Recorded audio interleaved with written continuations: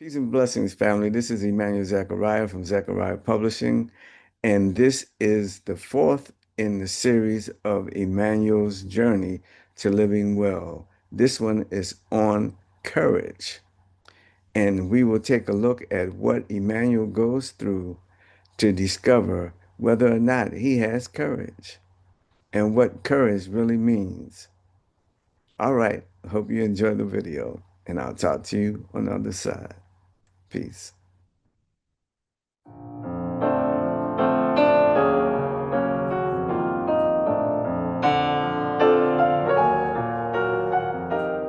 Immanuel's journey to courage. The air at the base of Jebel Peak was crisp and thin. 9-year-old Immanuel adjusted the straps of his bag, feeling the weight of the long climb ahead. He looked up at the towering gray cliffs that disappeared into the morning mist. He had grown taller since his last trip to the mountains, but the peaks still felt like ancient giants. His grandfather, Jabari, checked his walking stick and smiled. "The path of the brave starts with a single step, Immanuel," he said. As they started to walk, the ground beneath them changed from soft grass to hard, gray stone. Immanuel felt a tiny shiver, and it wasn't just from the cold wind. The mountain was so big, and he felt so small. He wondered if he was strong enough to reach the very top, where the snow sparkled like diamonds. He looked up, his eyes wide with wonder and a little bit of worry. The trail narrowed until it was just a sliver of stone hugging the mountainside. To the left was a wall of cold granite. To the right was a steep drop that made Immanuel's stomach flip. He froze, his fingers digging into the rough stone. His breath came in short, jagged gasps. He wanted to reach the summit, but his legs felt like they were made of heavy lead. Jabari noticed his grandson's fear and sat down on a wide, flat boulder. "You know, Immanuel," Jabari began, his voice steady, "the tallest mountains aren't always made of rock. Sometimes they are made of the things we fear. Do you remember young David? He didn't face a mountain of stone, but a mountain of a man named Goliath. He was a boy, just like you, but he had a very big God." Immanuel closed his eyes and imagined a dusty valley far away. He saw David, a young boy with skin the color of rich earth and short, curly hair. David didn't have a heavy sword or a shiny suit of armor. He only had a simple leather sling and 5 smooth stones he had picked from a cool, running brook. He knelt by the water, choosing the stones carefully, his face calm and peaceful. Then, a shadow fell over the valley. It was the giant, Goliath. He was massive, with a voice that sounded like rolling thunder. But David didn't run away. He stood his ground because he knew he wasn't alone. He told the giant, "The battle belongs to the Lord." With his sling in hand, David whirled it around, ready to show everyone that courage is trusting God when the problem looks too big to handle. "I want to be brave like David," Immanuel whispered. He stood up and took a few more steps. The wind began to blow harder, whistling through the pine trees. The higher they climbed, the colder it became. Immanuel pulled his blue vest tighter.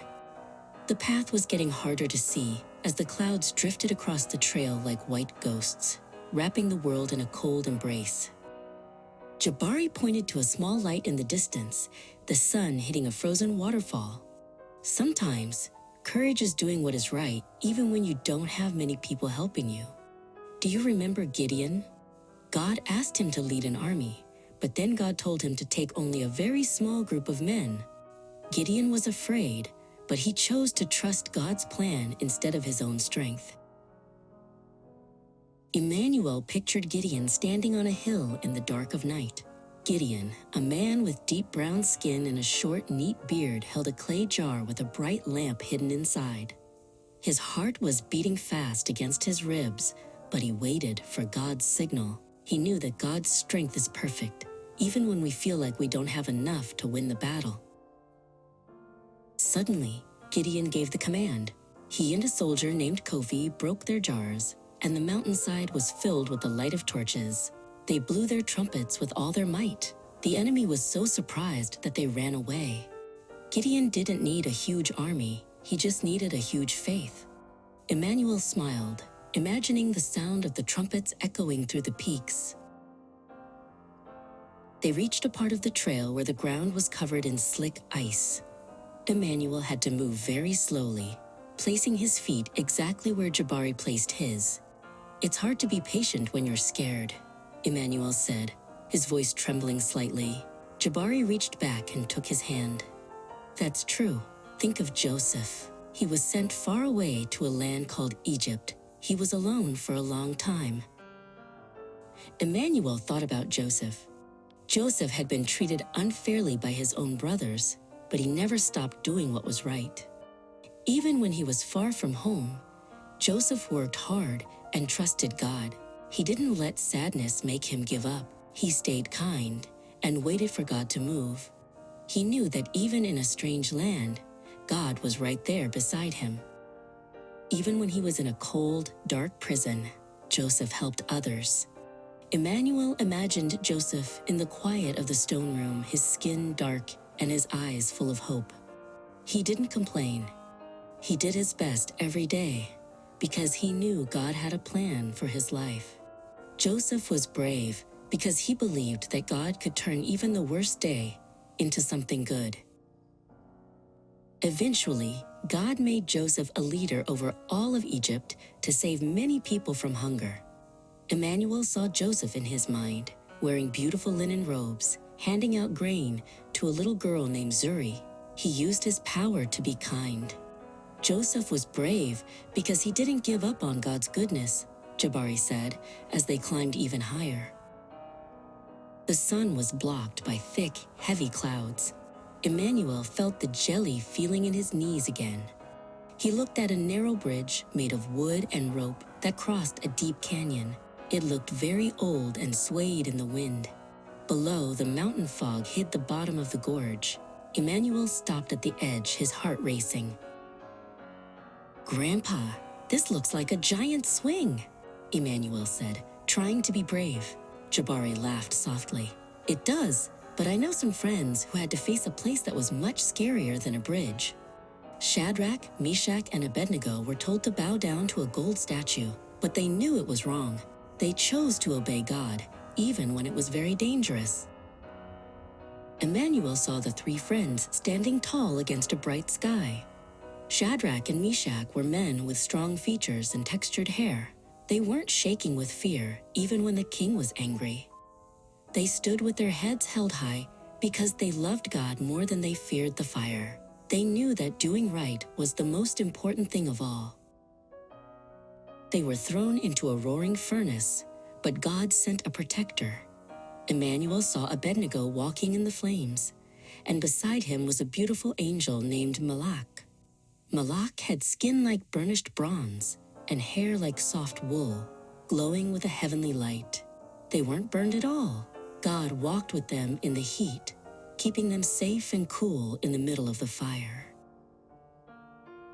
Immanuel realized that being brave doesn't mean the scary things go away. It means God stays with you while you walk through them. He took his first step onto the wooden bridge. It creaked and swayed, but Immanuel kept his eyes on the other side. He focused on each step, feeling the sturdy rope in his hands. He was doing it. Once they were across, Jabari sat for a moment. "There is one more story, Immanuel. Do you remember Daniel? He was a man of prayer. Even when people told him he couldn't pray to God, he did it anyway. He was thrown into a den of lions because he wouldn't turn his back on his Creator. He sat in the dark all night long." In his mind, Immanuel saw Daniel in the dim light of the den.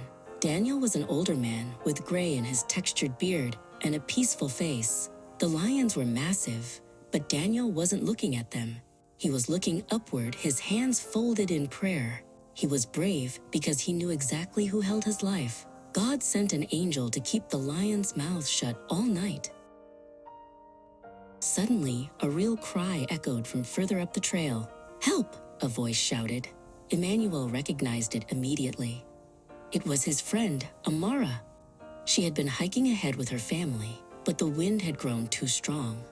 Immanuel and Jabari looked up toward a high ledge. "Grandpa, Amara is in trouble," Immanuel cried, his heart leaping into his throat.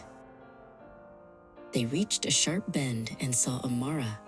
She was standing on a small, jutting ledge of rock. Her colorful backpack was caught on a branch of a gnarled mountain pine. She couldn't move forward without slipping, and the wind was pushing against her. "I'm stuck," she cried, her eyes filled with tears as she looked at the steep slope below. Immanuel felt that jelly feeling again, but he remembered David and Gideon. He stepped out onto the narrow ledge. "I've got you, Amara," he said. He reached out and unhooked her backpack from the branch. He held out his hand to her. "Don't look down. Just look at me. God is with us on this ledge." Amara reached out and grabbed his hand tightly. They finally reached the summit of Jabal Peak. The world below looked like a patchwork quilt of gold and purple in the sunset. "I wasn't brave on my own," Immanuel said, holding his grandfather's hand. "I just remembered that God is bigger than the giants and the lions." Together, they stood at the top, knowing that with God, any journey can be a journey of courage.